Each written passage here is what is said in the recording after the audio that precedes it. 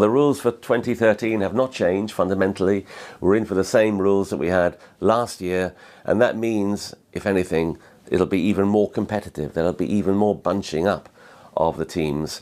I think you'll have a top tier of 4 or 5, and then a midfield section, and then you'll have Caterham and Marussia bringing up the rear just behind Toro Rosso. In 2014 there are major rule changes, the single biggest one being that the normally aspirated V8 engine they currently use will be replaced by a turbocharged V6, which is a big change. So at some point this season, teams are going to have to make decisions about when they start shifting their focus onto next year's car.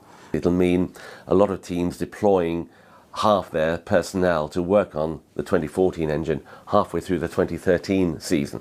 So I think it could mean a very competitive, very exciting year in 2013. The lack of technical edge is going to force the drivers to be much more competitive with each other, and it really will show us quite possibly who has got an edge on a very level playing field.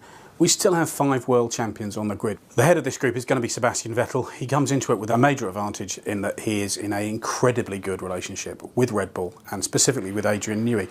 He's also very confident. He won the World Championship in 2010 at the death.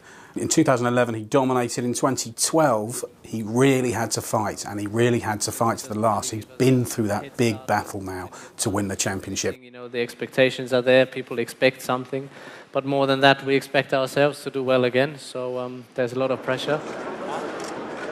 Ferrari in pre-season practice looks like a quicker car. They could barely have built one that was as poor as at this time last year. They're going to make a much stronger start. Master's got to put in a stronger season. The driver to watch will be Fernando Alonso, the best all-round driver out there. He's proved that year in, year out. He's a great driver. He's won 2 world championships. He'll be looking for a 3rd. But he'll be only one of a number of drivers to look at. Most of all, you've got Lewis Hamilton at Mercedes, who's the quickest driver out there, a wonderful driver. And he'll be looking to prove that he made a right decision going to Mercedes, leaving McLaren, where he was for 15 years, and joining Mercedes, who people thought would be less competitive. He, I feel, is going to have a struggle this year. Mercedes did not look quick in testing. It did not look like it was able to challenge McLaren, Ferrari or Red Bull for a front spot. So I think he's going to struggle, and I think he may, a few races in, be already thinking about 2014.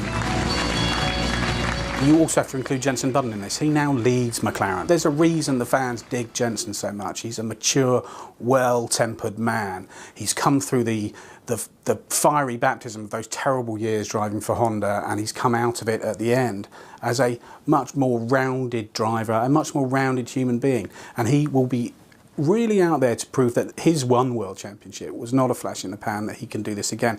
It's going to be exciting, I think, the first time we see Lewis and Jenson. They're now in different cars, and both will want to be able to prove a point to the other.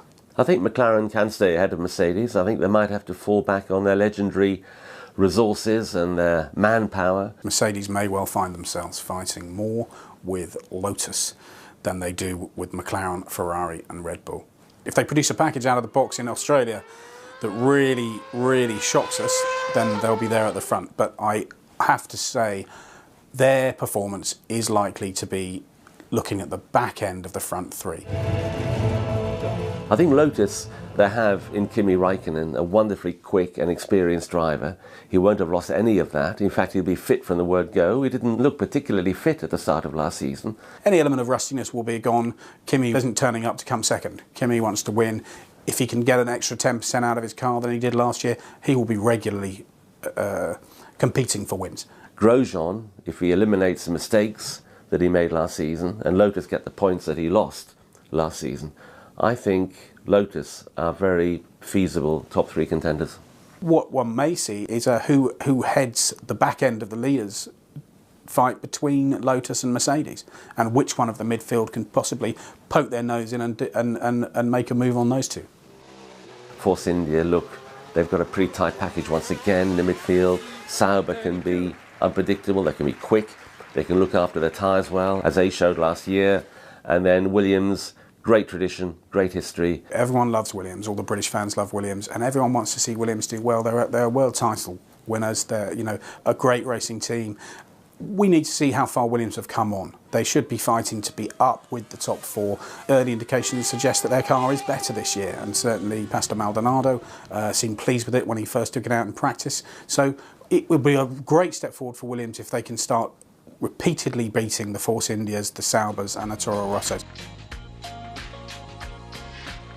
For the teams at the bottom, it's a difficult position. They probably aren't performing as well as they should, and certainly no one wants to see mobile chicanes trawling around at the back of the field.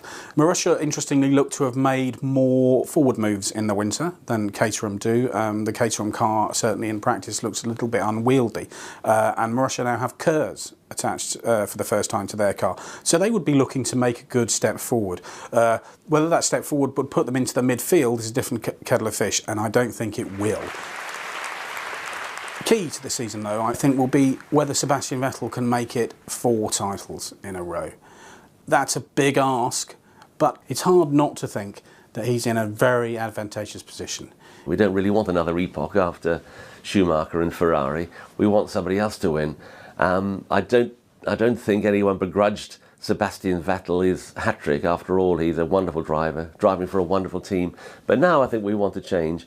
But if I had to put money on it, it would be Red Bull again, and it would be Vettel again.